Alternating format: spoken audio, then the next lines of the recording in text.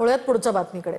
मुख्यमंत्री फडणवीसांचा काल दिल्ली दौरा होता। या दिल्ली दौऱ्यात भाजपचे राष्ट्रीय अध्यक्ष नितीन नबीन यांची त्यांनी भेट घेतली आहे। राज्यातील पक्षाच्या राजकीय आणि संघटनात्मक बदलांच्या अनुषंगाने या दोन्ही नेत्यांमध्ये चर्चा झाल्याची माहिती आहे। दरम्यान फडणवीसांचा आठवड्याभरात हा दुसरा दिल्ली दौरा आहे।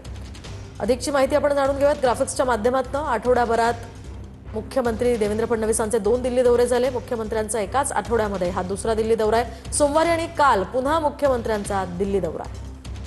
सोमवारी दिल्ली दौऱ्यामध्ये मुख्यमंत्र्यांनी अमित शहांची भेट घेतली होती आणि त्यानंतर राष्ट्रवादीच्या विलीनीकरणाच्या अनुषंगाने त्यांच्यामध्ये तासभर चर्चा झाल्याची माहिती सूत्रांकडून मिळते।